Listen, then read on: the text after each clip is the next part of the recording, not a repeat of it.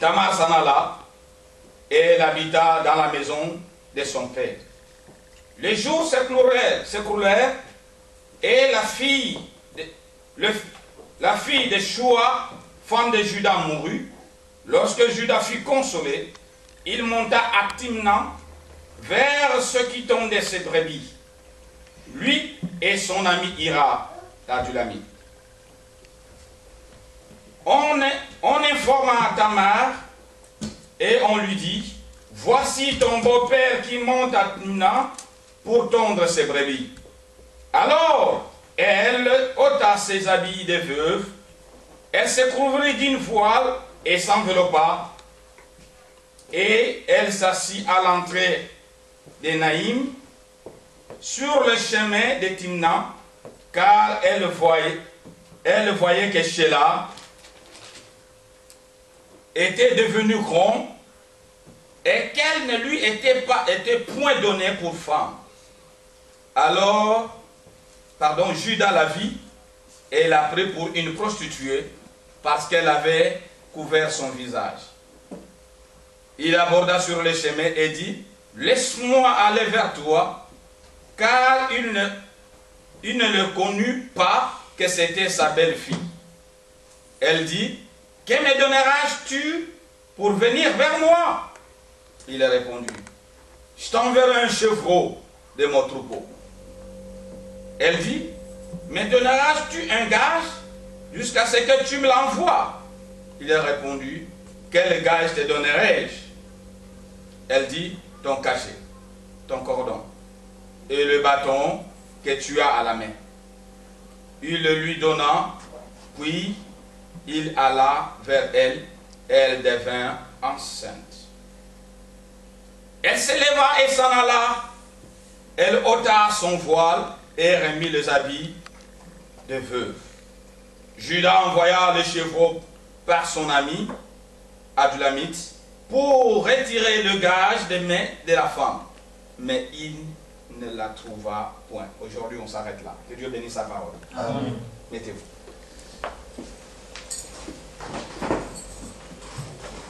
Je prends le livre des Deutéronomes.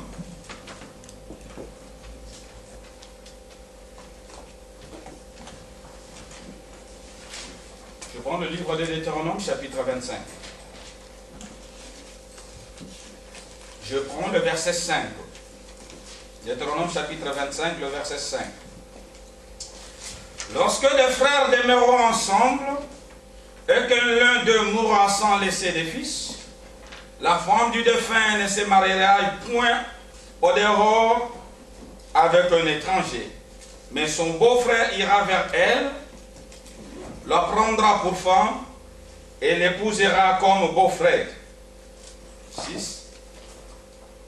Le premier-né qu'elle enfantera succédera aux frères morts et porteront son nom, afin que ce nom ne soit pas effacé en Israël. Afin que son nom ne soit pas effacé en Israël. Éphésiens.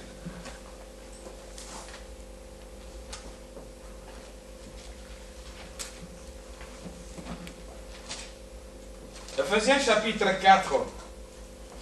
Éphésiens chapitre 4, du premier verset au troisième verset.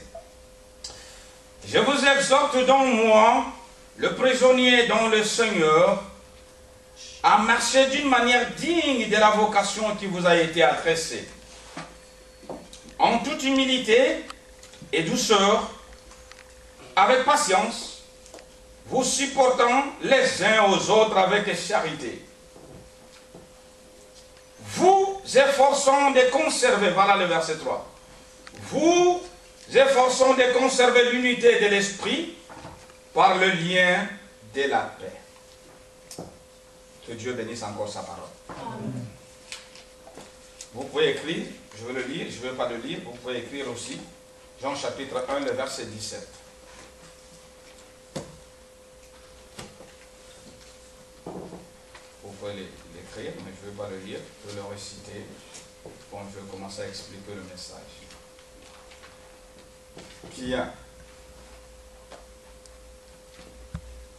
Nous sommes très heureux d'être parmi vous.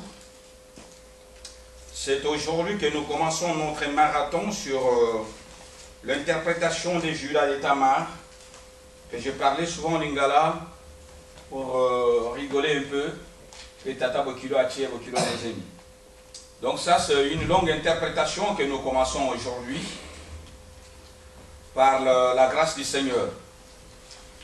J'aimerais mieux attirer l'attention de tous mes précieux bien-aimés dans le Seigneur en disant que l'homme sage dans le livre des Proverbes, il dit la gloire de Dieu c'est de cacher des choses et la gloire du roi c'est de faire quoi? C'est de sonder les choses. Par là nous comprendrons que celui qui peut révéler le secret de Dieu c'est Dieu lui-même.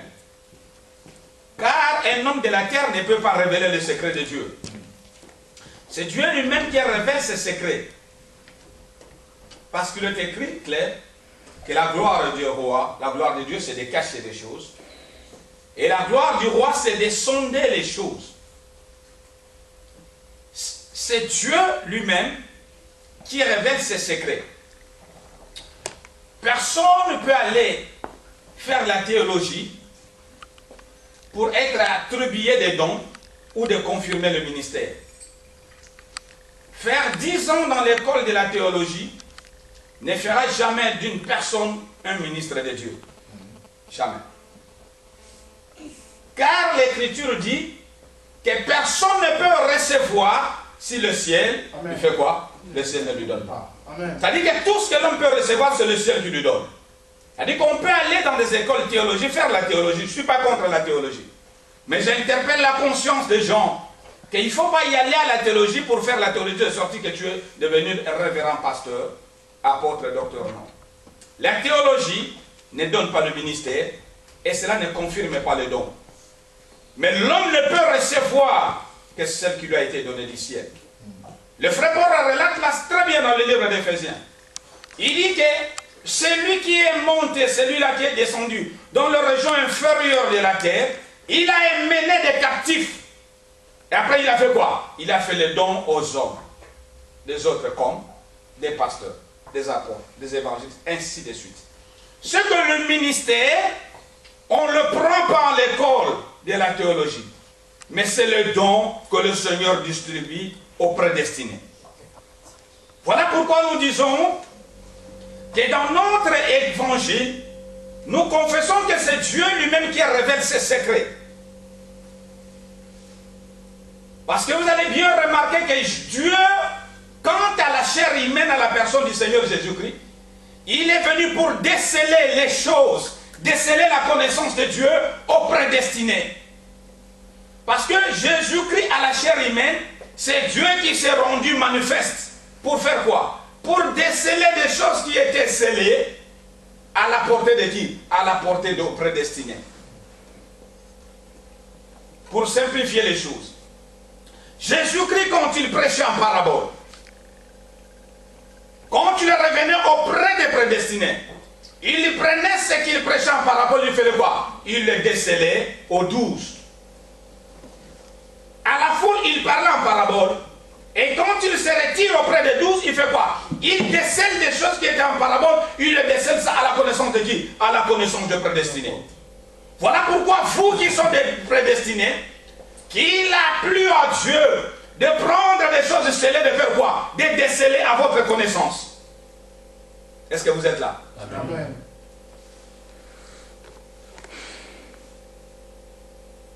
Si j'ai un secret, je prendrai un exemple. Si j'ai un secret, si je ne te révèle pas le secret, tu n'auras pas la capacité de déceler les secrets qui sont dans mon cœur. Souvenez-vous quand j'ai prêché sur le cœur, le mystère du cœur. Parce que ce qui est dans le cœur, c'est interprété dans la bouche. C'est que la bouche décèle le secret du cœur. Et Jésus-Christ est venu pour déceler le secret de Dieu. Pas à tout le monde, mais aux prédestinés. Qui sont des prédestinés? C'est des frères et des sœurs que le Seigneur a connus avant la fondation du temps. Amen. On n'est pas prédestinés au hasard, non. Mais Dieu nous a connus avant la fondation du temps. C'est-à-dire que ton existence, ce n'est pas un fruit d'hasard. Ce n'est pas parce que tes parents, il a plu à tes parents pour te donner naissance. Non. Parce qu'il a plu au Seigneur que tu sois né par cette famille. Est-ce qu'il y a des gens qui me comprennent? Amen. Amen. Voilà pourquoi nous disons, nous insistons, que les dons, c'est Dieu qui les distribue. Ce n'est pas une école quelconque. Je discutais avec un petit qui m'a dit, mon vieux, j'ai acheté un col pastoral, j'ai acheté des toges pour que je sois ordonné comme pasteur. Après, je lui pose la question, il me dira, mais moi je sens moi que j'ai la parole prophétique. Mais je dis, mais tu t'attends alors. Tu n'as pas la connaissance exactement de la chose que tu portes en toi. Comment tu serais consacré? Parce que c'est Dieu qui consacre, mais c'est Dieu qui donne le don. C'est-à-dire que tu n'as pas encore le don, mais juste tu peux se faire. Parce que ce n'est pas des toges, ce n'est pas des cols pastoraux. Tu peux porter des cols pastoraux, tu peux porter des toges, mais si tu n'as pas le don, tu n'as pas le don. Ce n'est pas des cols, ni des toges qui fera de toi un prédestiné, un ministre de l'évangile de Christ. Non, frère. Voilà pourquoi dans nos évangiles, dans notre évangile, nous sommes très rigoureux avec ces choses. Pour dire aux prédestinés que vous devez faire beaucoup d'attention à ne pas laisser votre oreille à n'importe qui. C'est comme une femme mariée. Une femme mariée ne peut pas écouter n'importe qui. Elle doit écouter que son mari. Elle doit prêter l'attention à son mari. Elle doit donner son oreille à son mari, à écouter son mari. Pourquoi j'ai dit cela? Parce que quand la sœur Ève va écouter le diable, le serpent en tant que prédicateur, qu'est-ce que le serpent fait? Il a bouleversé la doctrine qui était dans le cœur d'Ève, n'est-ce pas? Amen. Est-ce que vous me comprenez? Suivez-moi ici. Regardez-moi ici. Ève avait la connaissance, elle avait le fondement. Mais quand Ève a donné son oreille au serpent, qu'est-ce que le serpent fait? Le serpent a bouleversé le fondement que Adam avait posé en Ève. Et cela a entraîné quoi? Cela a entraîné le péché. C'est qu'une femme mariée, la première personne à écouter, à donner son oreille, c'est qui? C'est son mari. Et l'Église, comme épouse du Seigneur Jésus-Christ, la première personne et la dernière personne à écouter, c'est qui? C'est le Seigneur Jésus-Christ, au travers du ministère. Amen. Qu'il soit béni. Amen. Qu'il soit béni. Amen.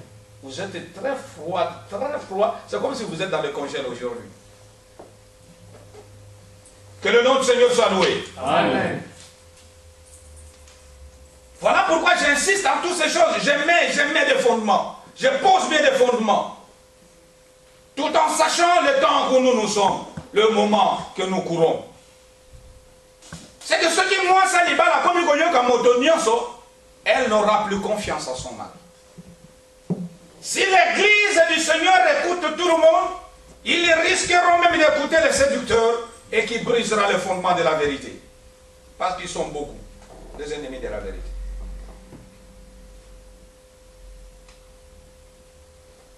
Dans cette marathon de l'interprétation de Judas et Tamar, nous allons bien comprendre que Judas était le quatrième fils d'Israël.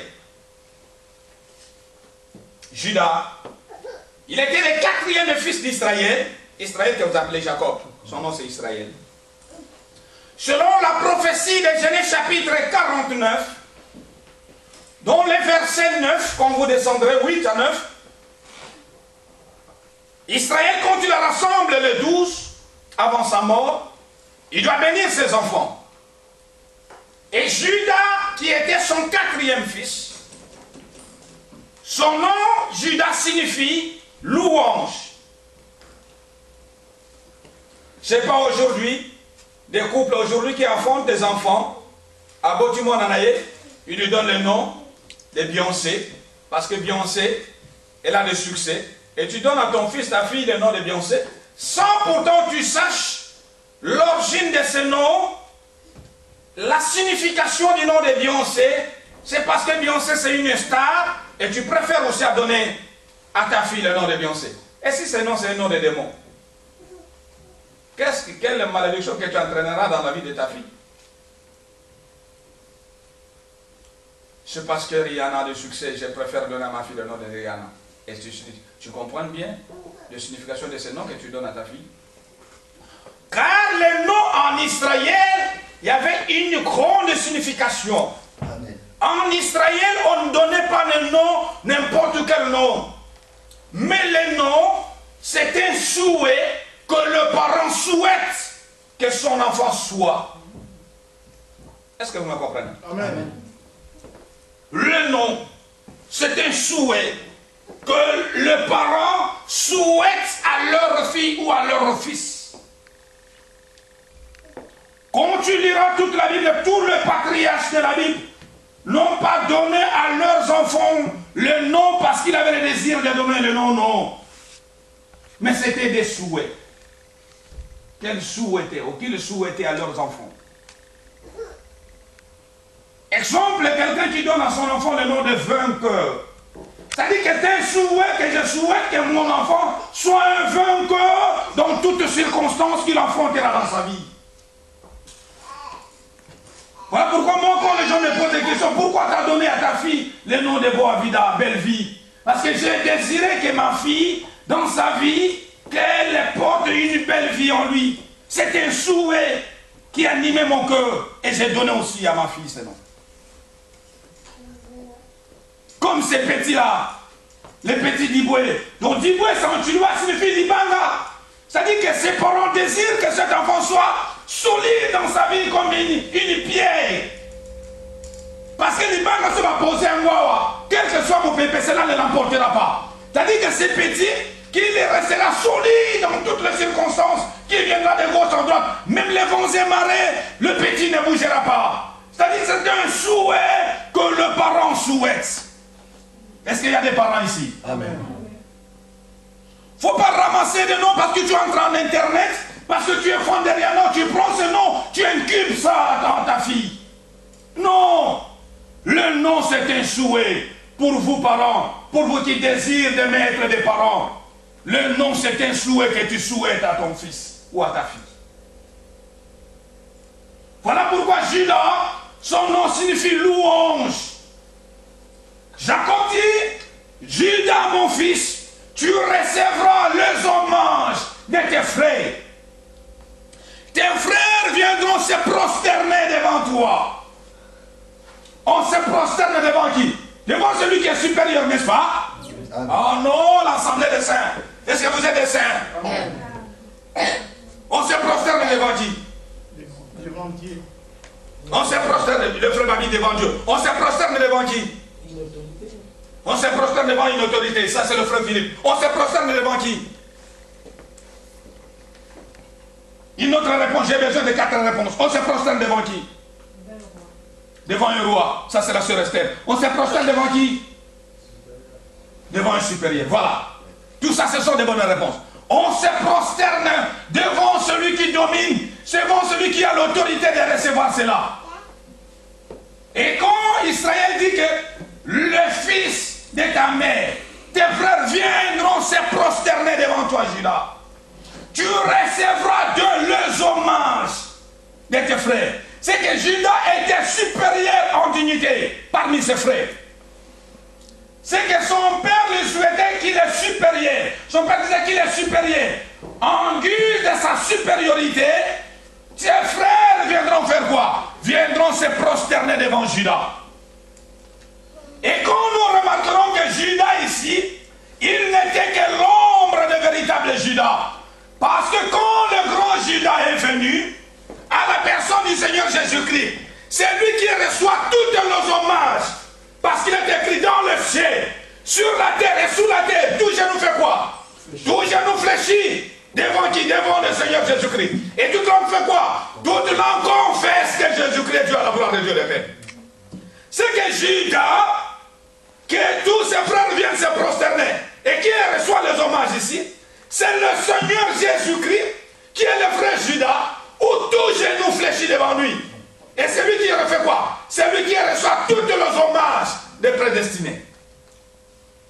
Parce que c'est écrit, au nom du Seigneur Jésus-Christ, tout genou fait quoi? Tout genou fléchit. Dans les cieux, sur la terre et sous la terre, le nom qui nous a été donné, que tout genou doit fléchir, c'est le nom du Seigneur Jésus-Christ. C'est que Judas ici, c'est l'interprétation du véritable grand Judas, le Seigneur de gloire. Tout genou fléchit devant le nom du Seigneur. Et toute langue confesse. Même les démons croient ces noms. Devant ces noms, les démons font quoi? Les démons tremblent. C'est là où nous disons dans notre évangile que c'est en vain que les gens s'enchaînent entre eux. En prenant des armes en Azimandouk, n'importe quand un ennemi, je commence à s'exploser, non. Quel que soit l'obstacle, quelle que soit la maladie, quelle que soit son origine, quelle que soit sa grandeur, même la dureté de cette maladie, il se peut que tu confesses seulement le nom du Seigneur Jésus-Christ. Au nom du Seigneur Jésus-Christ, la délivrance, la guérison, la vie est possible. Amen. Vous remarquerez, un homme de 38 ans malade, je ne sais pas l'origine de sa maladie, mais néanmoins la Bible nous signifie qu'il était malade pendant 38 ans. Personne ne pouvait lui guérir. Mais quand il a croisé avec le Seigneur Jésus-Christ, au nom du Seigneur Jésus-Christ, il était quoi? Il était guéri. C'est-à-dire que j'informe à toute l'assemblée que quelle que soit la grandeur de la situation que tu traverses, quel que soit cette nuage sombre qui englobe ta vie, il y a un seul nom que dans le ciel, sur la terre, sous la terre, que tu dois croire, c'est le nom du Seigneur Jésus-Christ. À ce nom, cette nuage noir qui englobe ta vie peuvent partir. Et c'est la parole de notre Seigneur Jésus-Christ. Celui qui reçoit le grand hommage de tous ses frères, c'est le Seigneur Jésus-Christ. Et l'Écriture dit que Judas, qui s'éloigna de ses frères, il se retrouve dans un territoire de Canaan, et il épouse une femme. Avec cette femme, Judas va faire 3 enfants. Son premier fils, c'était Er. Le second fils, c'est Onan. Et le troisième, c'est Sheila. Judas, comme tout un bon père, qui souhaite de trouver une femme pour son premier fils aîné. Parce que le premier fils, c'est ta vigueur, c'est ta force. Voilà pourquoi vous remarquerez que le premier fils, il a de la valeur, il a beaucoup de l'importance. C'est le prémisse de ta vie. Les prémices de ta vie. Vous remarquerez souvent que dans des familles, les diables combattent beaucoup de premiers fils, même des premières filles. Vous savez pourquoi? Parce qu'il est la vigueur de la famille. Il est l'œil de la famille, il est l'œil du parent. Si le diable essaie de détourner le premier fils, ça a beaucoup de réactions dans la vie des parents. Est-ce que vous me comprenez? Oh non, non, non, non. Amen. Vous l'avez dit, ne m'a fait dit. Mais regardez-moi. Enlève le chewing-gum à la bouche. Et regardez-moi. Je vous en prie, je veux que tout le monde me regarde. Quand vous lirez Genèse 49, vous allez bien remarquer que Jacob dit que Ruben, mon premier fils, il est qui? Il est le prééminence. Il est mon prééminence. Il est ma vigueur, il est ma force. C'est que le premier fils, il est le prémisse de la famille. Souvent, l'espoir de la famille repose sur lui. Le parent fait en sorte que de dégager toutes les valeurs qu'ils ont, de déverser ça sur la vie du premier fils ou sur la vie des premiers fils. Le parent fait tout que le premier fils ait une vie meilleure pour affecter le reste de ses frères. Mais qu'est-ce que le diable fait? Il fait tout l'effort pour détourner le premier fils. Vous regardez même la vie de Ruben. Vous regardez, son père dit quoi? Ruben, mon esprit ne sera pas ensemble avec toi dans ton assemblée. Pourquoi? Parce que tu as monté sur mon couche et tu as tué mon couche. Qu'est-ce que le diable a fait? Le diable connaissait bien que Ruben était le premier fils et qu'il était le prémisse de Jacob, l'espoir de Jacob reposait sur lui, le diable entra en Ruben et Ruben a couché avec la femme de son père. Et son père dit, ma bénédiction ne sera pas ensemble avec toi. Dans ton assemblée, mon esprit ne sera pas. Voilà, il est important en passant que chacun de nous, si tu veux vivre longtemps et heureux dans la vie, tu es obligé d'honorer tes parents, de respecter tes parents, de donner de la valeur, de la gloire à tes parents. Même si dans notre évangile, nous ne confessons pas, même si nos parents sont des sorciers, nous sommes censés de lui donner de la valeur. Car la Bible dit que c'est le premier commandement lié avec promesse. Nous n'avons pas cet évangile de détacher, de faire rebeller les enfants contre leurs parents. Si tu veux vivre longtemps et heureux dans la vie, tu es obligé d'honorer tes parents. Même s'ils sont durs envers toi, mais ce sont tes parents. Tu es obligé.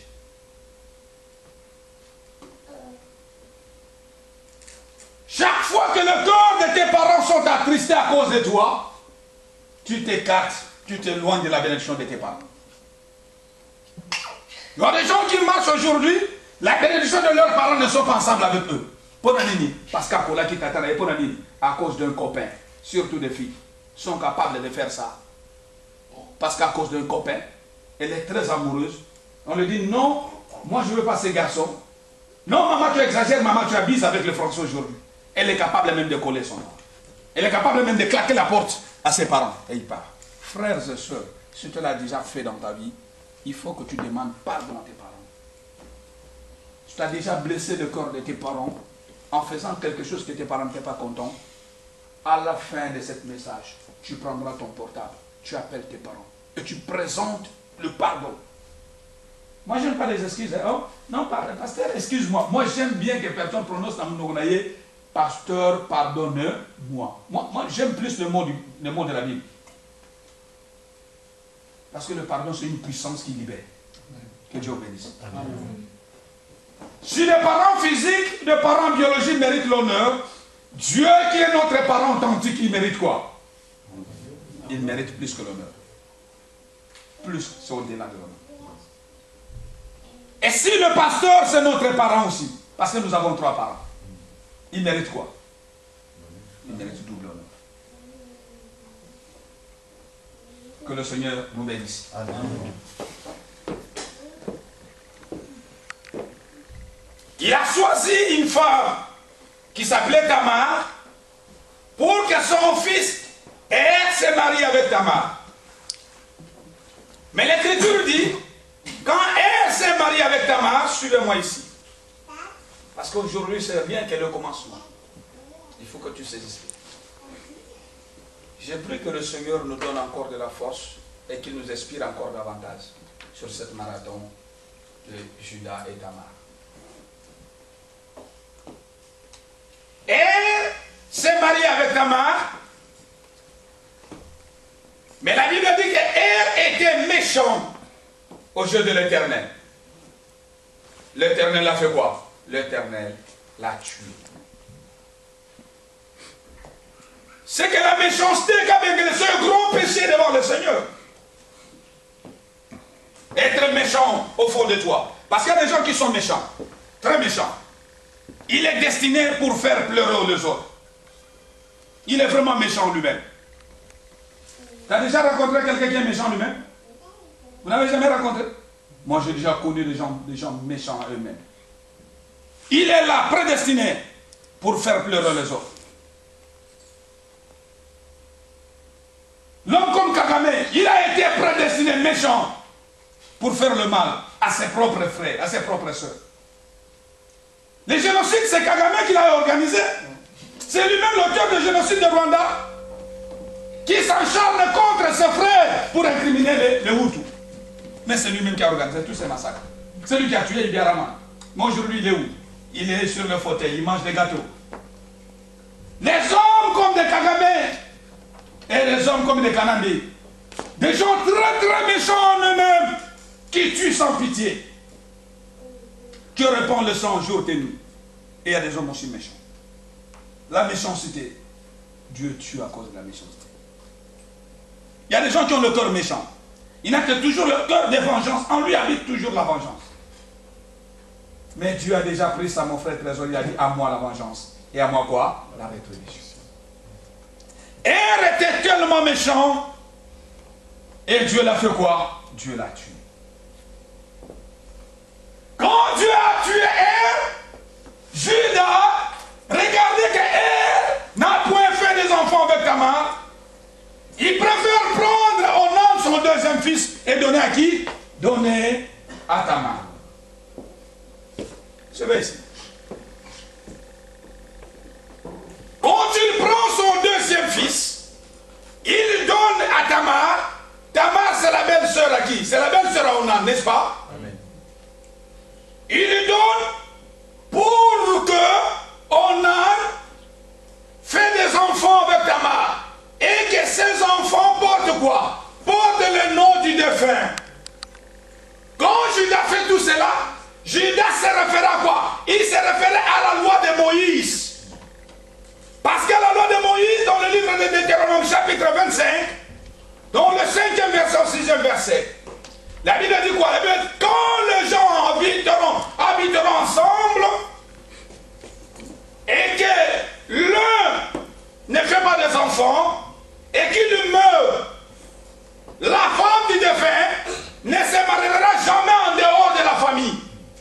Mais il se mariera dans la famille, afin que le premier fils portera le nom du défunt. Le premier fils relèvera le nom du défunt, pour que le nom du défunt ne soit pas effacé en Israël. Ça, c'était une loi. Et il y a des familles qui l'en pratiquent jusqu'au jour. Or, cela était l'ombre des choses à venir. C'est que la femme du défunt ne sortira pas d'une famille Mambote pour aller se marier à la famille Leko. Elle restera à la famille Mambote. On prendra le frère du défunt.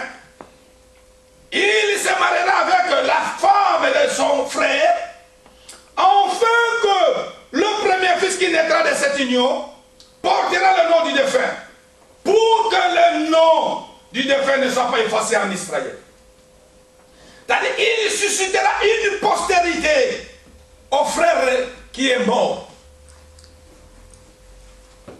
Mais comprenez-moi ici, et faisons le constat ensemble avec moi. Quand Judas parlait de cela, il s'est référé de la loi de Moïse. Mais Judas ici, il a vécu avant Moïse. Oui, la loi a été promulguée par Moïse, d'après Jean chapitre 1, le verset 17, dans le livre d'Exode. Mais ici, c'est le livre de Genèse. C'est que Judas, il dit que son deuxième fils s'est marié avec Tamar, il se référait de la loi de Moïse. Or, Judas a vécu avant Moïse. Quand Moïse a promulgué la loi, Judas déjà existait. Judas a vécu avant Moïse, avant la loi de Moïse. Oh non. Est-ce qu'il y a des gens qui me comprennent? Amen. Il a vécu avant la loi. Mais comment il pouvait dire que prendre son deuxième fils et donner à Tamar pour susciter une postérité au premier fils? Il a vécu avant Moïse, avant que la loi soit promulguée par Moïse. Judas déjà, il était. Par là, j'ai bien compris que Dieu a déjà scellé la loi dans le cœur de chacun avant que la loi soit promulguée. Amen. C'est que tout homme vivant, Dieu a déjà scellé la loi dans le cœur, dans la vie de chacun et chacune de nous. C'est que personne n'a bien connu Dieu, il est capable aussi de pratiquer de bonnes choses dans sa vie. Amen. Il peut produire de bonnes choses, même s'il ne connaît pas Dieu. Mais il se peut aussi d'avoir quoi? Un très bon moral. Celui qui a un très bon moral, il peut pratiquer de bonnes choses. Vous allez bien être convaincu avec moi. Il y a des gens qui ne fréquentent pas des églises, mais ça n'a moral le mot qu'on a fréquenté l'église. Il produit de bonnes choses, mais quoi que païen. Vous savez pourquoi? Parce que Dieu a scellé dans le cœur de chacun de nous la loi avant que la loi soit promulguée. Amen. Faisons un constat. Vous allez bien être convaincus ensemble avec moi. Il y a un moto qui est dans l'église, mais il fume à gâter.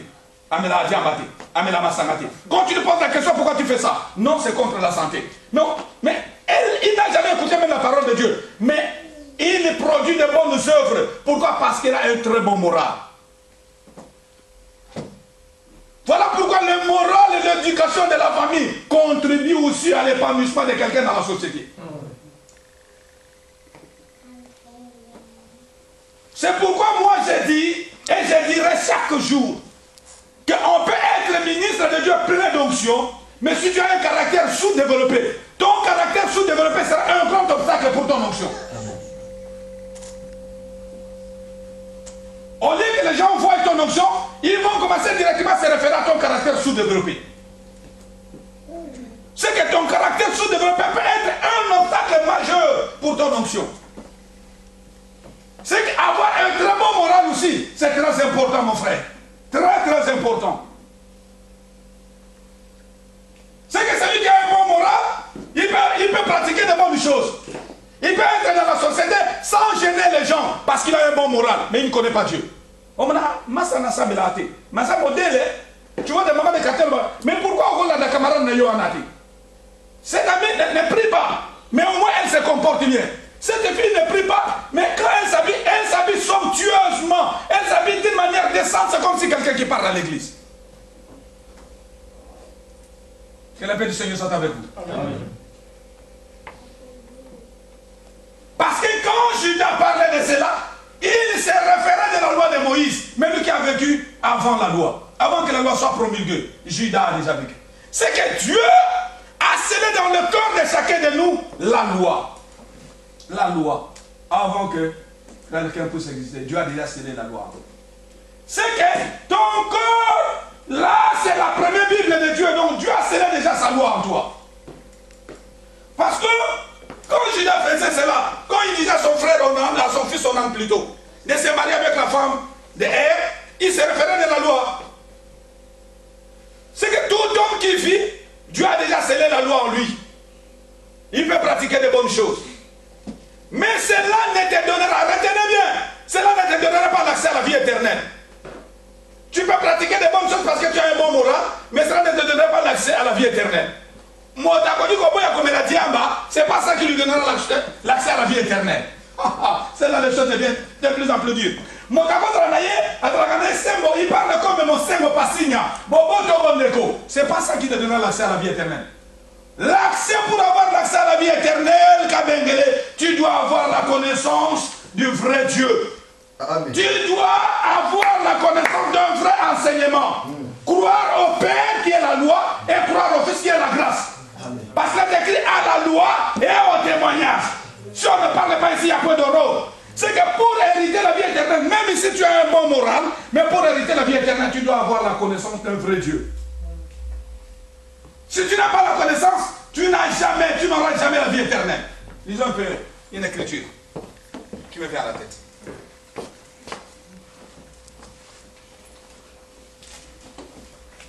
Deux Thessaloniciens. Kabengele, aide-moi.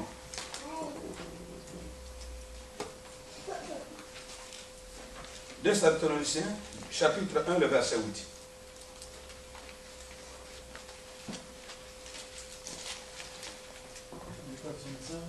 1, 8.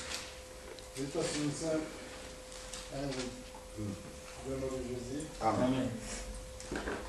Au milieu d'une flamme brûlante, oui, et qu'il tirera vengeance de ceux qui ne connaissent pas Dieu et de ceux qui n'obéissent pas à l'évangile de notre Seigneur Jésus. Merci. Ici seulement on a écrit au milieu d'une flamme de feu pour punir ceux qui ne connaissent pas Dieu et ceux qui n'obéissent pas à l'évangile de notre Seigneur Jésus-Christ. C'est que on peut aller en enfer. Il y a des gens qui iront en enfer, non c'est parce qu'il est un buveur du vin, mais il y a des gens qui iront en enfer, Clary, parce qu'ils n'ont pas la connaissance de Dieu. Dieu dit, par une flamme de feu qu'il punira ceux qui n'ont pas la connaissance de Dieu et ceux qui n'obéissent pas à l'évangile de notre Seigneur Jésus-Christ. C'est qu'il y a des gens qui iront en enfer, qui bien c'est. Non, c'est parce qu'il est un buveur de vin. Non, ici, je n'autorise pas que les gens boivent de vin. Mais il y a des gens avec un non Oui, c'est bien. Mais ajoute au-delà la connaissance véritable de l'évangile de notre Seigneur Jésus-Christ. Parce que la Bible dit, la vie éternelle, c'est qu'ils te connaissent, toi le vrai et le véritable. C'est que la vie éternelle, on peut avoir un très bon moral, mais la vie éternelle, c'est avoir la connaissance du vrai Dieu. Amen. Une famille très éduquée, une famille qui a une très bonne morale. Mais si vous n'avez pas la connaissance du véritable évangile, vous irez en enfer. Que Dieu vous bénisse. Amen. Parce qu'il y a des gens qui se retrouveront tout droit en enfer. Parce qu'ils n'ont pas la connaissance de l'évangile de Christ. La Bible dit que par une flamme de feu, que Dieu punira ceux qui n'ont pas la connaissance. Ceux qui n'ont pas la connaissance et ceux qui n'obéissent pas à l'évangile de notre Seigneur Jésus-Christ. C'est que les gens qui n'ont pas la connaissance, Dieu les punira par une flamme de feu. C'est-à-dire qu'ils iront en enfer. Et ceux qui n'obéissent pas à l'évangile de notre Seigneur Jésus-Christ. C'est qu'on peut avoir un très bon moral, on produit de bonnes œuvres, mais pour hériter la vie éternelle, il est question de la connaissance. Croire au Père, qui est la loi, et croire au Fils, qui est la grâce. C'est-à-dire qu'à la loi et au quoi? Et au témoignage. Si quelqu'un n'a pas la connaissance du Seigneur Jésus-Christ, le chemin de l'enfer est pour lui. Voilà pourquoi des Simon magiciens s'introduisent aujourd'hui au milieu de nous. Ils font des choses catastrophiques à la vie des enfants de Dieu. Pourquoi? Parce que les gens n'ont pas la connaissance. Ils ont rejeté la connaissance. Le frère Paul dit, il viendra des moments, des temps où les gens n'aimeront pas l'évangile de la vérité. Il s'attachera aux esprits séducteurs et aux doctrines des démons. Il reniera la connaissance. C'est le temps où nous vivons. Si on met une pancarte là-bas, que chaque dimanche, nous faisons le service de prophétie. Vous verrez tout Lyon. On manquera même la place de mettre les gens ici. Pourquoi? Parce que les gens viendront, parce qu'ils ont besoin qu'on prophétise sur eux. Mais oui, mais l'excellence prophétie, c'est la connaissance que nous déversons. Celui qui a la connaissance de la parole de Dieu, il ne sera pas étonné quand on dit que seul aux l'esprit de mort. Je ne serai pas étonné de ça, je ne tremblais pas. Parce que tout homme qui vit, il a l'esprit de mort. Amen. Il a l'esprit de mort. Est-ce que moi, je vais commencer à trembler, Chloé, parce qu'on m'a dit que tu as l'esprit de mort? On a protégé à 21 jours parce que tu as l'esprit de mort. Mais non, l'esprit de mort est permanent. Amen. Moi, je craindrais, quand on me dit que le Seigneur t'a rejeté, tu iras en enfer. C'est là où je vais commencer à trembler. Même si on me dit qu'on coupe à 14 heures, même si on me dit que les gens vont t'empoisonner, je ne tremblerai pas. Mais à part le pouvoir qui m'a été averti, je peux déjouer le plan du diable à ma faveur. Amen. Tout ça pourquoi? Parce que les gens n'ont point la connaissance du véritable Dieu. Il dit qu'il deviendra ennemi des gens de la vérité. Ils aimeront les mensonges. L'évangile qui lui fait des plaisirs plus que l'évangile de la vérité. Est-ce que tu peux me chercher cette verset que je suis en train de parler? Sans Timothée. Ils viendront des temps où les gens aimeront des faussetés.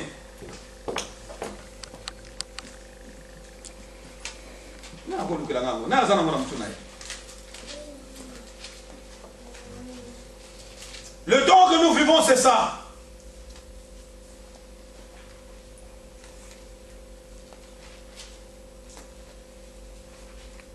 Voilà, moi je vais le retrouver.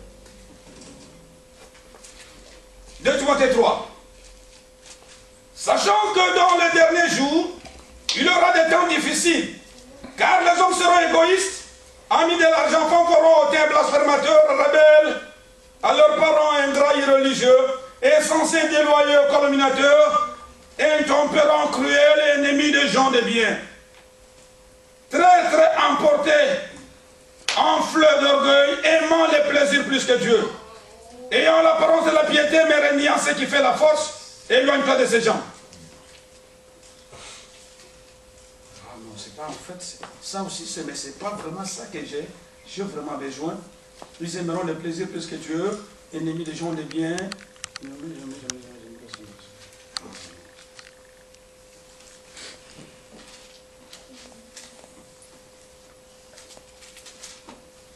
joindront le plaisir plus que Dieu.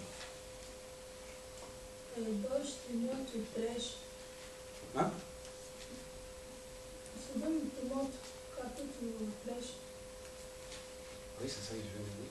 Je n'en ai pas de Il est versé. Bon, ça viendra, je vous le donnerai après. Église.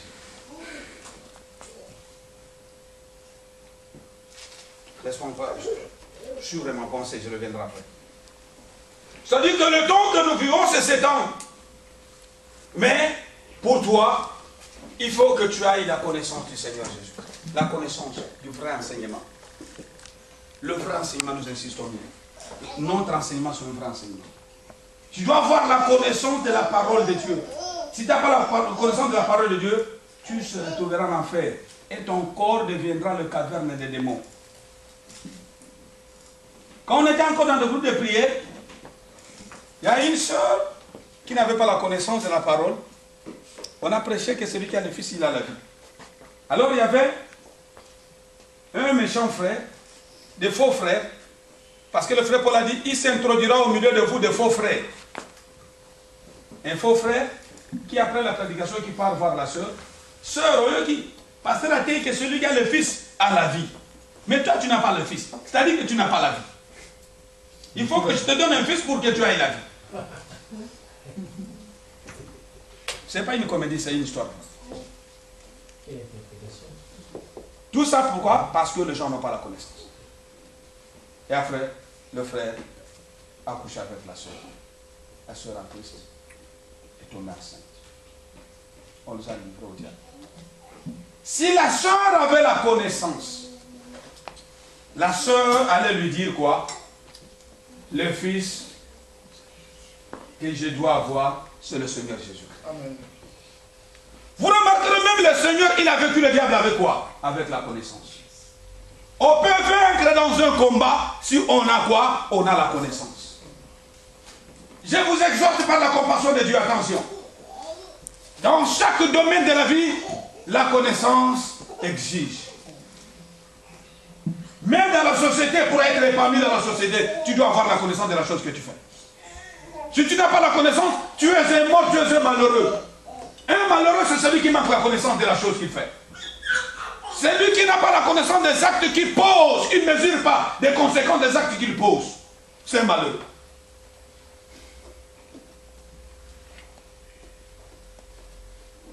Le Seigneur a vaincu le diable avec quoi? Avec la connaissance. David devant Goliath, il sera vainqueur avec quoi? Avec la connaissance. Dis aujourd'hui, je t'abattrai. Le Dieu qui m'a donné la victoire, il est le même, il me donnera la victoire sur toi.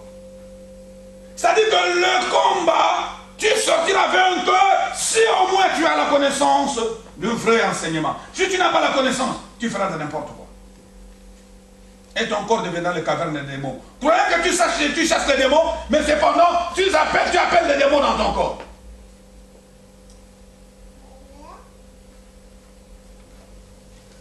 Vous devez faire beaucoup d'attention, parce que le frère Paul a dit, il viendra les temps difficiles, les temps que nous vivons. Parce qu'il y a beaucoup des ennemis de la vérité qui n'ont plus besoin qu'on prêche la vérité, ils n'ont plus besoin de prêcher la vérité. Ils se font des ministres de leur ventre comme les serpents, rapant sur le ventre, ils travaillent pour leurs intérêts, mais pas pour l'intérêt du Seigneur. Est-ce que vous savez qu'il y a des gens qui renouent les gens pour pas l'intérêt du Seigneur, mais pour leurs propres intérêts? Amen.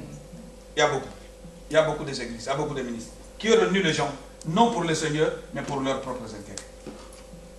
Mais vous êtes le domaine de Dieu. Vous êtes le domaine de Dieu. Que le Seigneur te bénisse, ma soeur, parce qu'elle a compris quel est le domaine de Dieu. Vous êtes le domaine de Dieu. Ne prêtez pas votre oreille aux fables, mais prêtez votre oreille à la vérité. Car celui qui a la connaissance, il est heureux. Il peut dire que l'assurance du royaume m'a été donnée. Parce que par la connaissance. Comment quelqu'un peut se retrouver brusquement dans le champ du mariage sans pourtant avoir la connaissance de celui qui lui demande le mariage? C'est que dans tous les domaines de la vie, la connaissance est très très importante.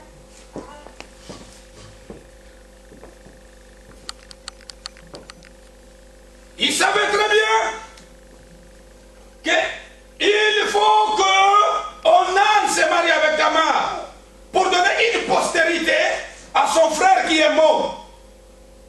pour que le nom de son frère ne soit pas effacé en Israël.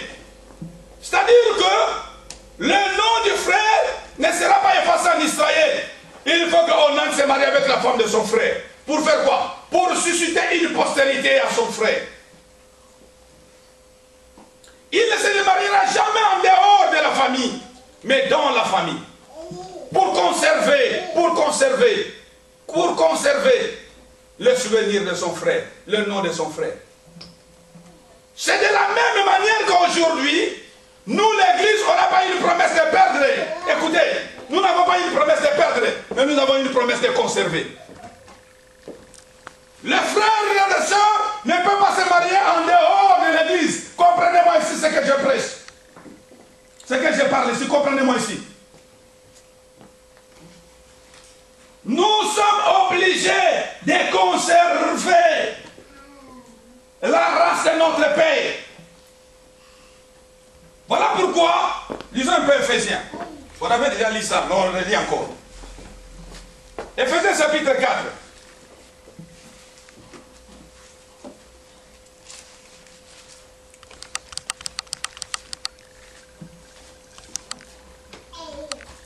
Éphésiens 4, 2 à 3.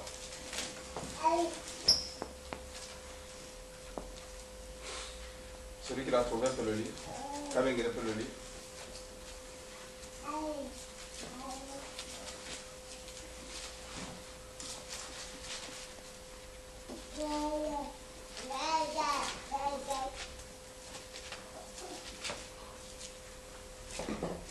Éphésiens, je t'attends. Éphésiens 4, 2 à 3. Éphésiens 4, 2 à 3. Oui. Il veut dire en toute humilité, douceur et patience. Oui. Supportez-vous les uns les autres avec charité. Oui. Appliquez-vous à conserver l'unité de l'esprit par ces liens qui est la paix. Il n'y a qu'un corps, Non. qu'un esprit. Non, répète-moi le verset 3. Appliquez-vous à conserver Appliquez-vous à conserver. l'unité de l'esprit par ces liens qui est la paix. Voilà. Efforçons-vous à conserver l'unité par le quoi? Par le lien de la paix. Suivez-moi ici. La femme du défunt ne se mariera jamais en dehors de la famille. Mais c'est avec le frère du défunt. Pourquoi? Pour conserver le souvenir du défunt. Afin que le souvenir du défunt ne soit pas fait quoi? Ne soit pas effacé en Israël. C'est que les enfants, c'est une façon aussi de faire quoi? D'écrire l'histoire et de garder quoi? De garder le souvenir. Quelqu'un qui meurt sans faire des enfants, son histoire est effacée, n'est-ce pas? Ah mais oui, monsieur, c'est clair. Quelqu'un qui meurt sans faire des enfants, on n'a pas de souvenir pour lui. Il n'a pas laissé des traces, on dirait qu'il n'a pas laissé des traces. Ce que les enfants, ce sont des traces. Les enfants, ce sont des traces. Même si on ne te voit pas, quand on voit ton fils, on dit réellement, il a laissé quoi? Il a laissé des traces. David, quand il est monté au pouvoir, il a dit quoi? Est-ce qu'il n'y a pas quelqu'un de la famille? De qui? De qui? Mephibosheth, il était de la famille de qui? De Jonathan, son ami. Afin que je lui fasse du bien. C'est-à-dire qu'il cherchait quelqu'un. Et quand on amenait vers lui Mephibosheth, quoi qu'il était infirme, mais il était la trace de qui? La trace de Jonathan. Tous les biens de cette famille, on attribue à qui? On attribue à lui. C'est que, quoi que son état de l'infirmité, mais il y avait les traces de quoi? Les traces de famille. Il ne faut pas jouer avec la famille. La première des choses à préserver, à conserver, c'est la famille. Attention avec la famille. On ne joue pas avec la famille. Ceux qui nous embêtent sur bas, mais attention avec des enfants. Il ne faut pas jouer avec des enfants. Ta priorité doit être les enfants. Il faut que tu conserves et que tu préserves bien tes enfants. Attention à vous les parents. Il y a d'autres parents que Dieu les châtiera. Il y a d'autres parents qui deviendront des vagabonds aujourd'hui. Parce qu'ils ont négligé des enfants. Les enfants, c'est un don de Dieu. La Bible dit que les enfants, c'est une bénédiction. La Bible dit que les enfants, c'est une flèche. Attention avec les enfants. Même vous qui ont besoin de faire des enfants, On ne fait pas des enfants avec plaisir.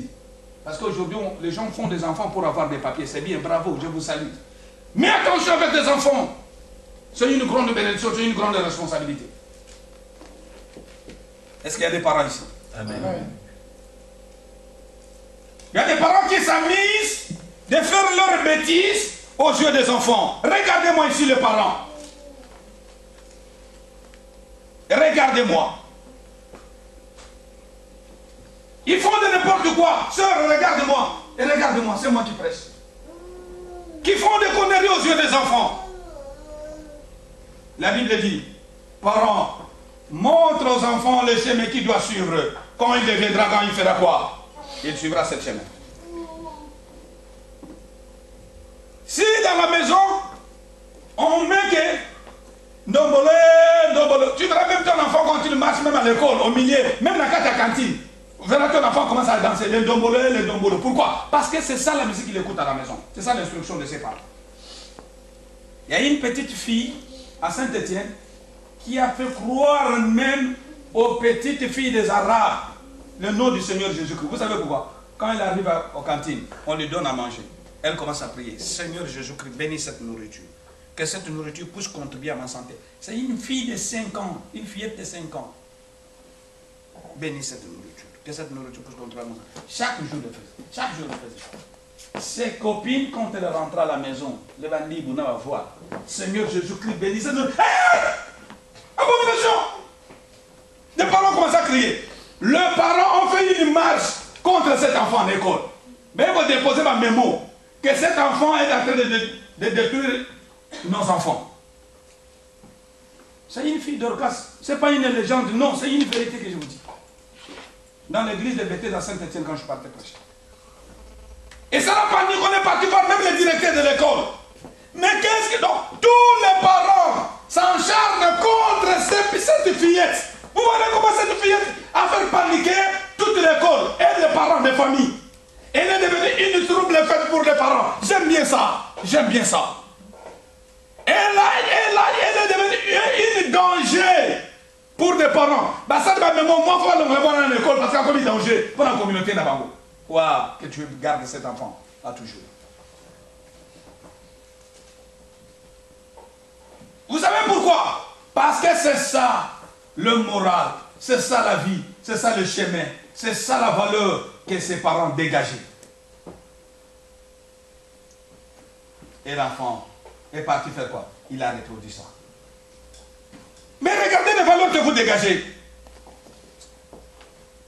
Vous dégagez de très mauvaises valeurs qui ont de l'influence aujourd'hui dans la vie de vos enfants. Il y a un petit qui est parti à l'école, arrête de dormir, arrête de dormir. Tu ne fais pas de scénario de dormir parce que je prêche la vérité.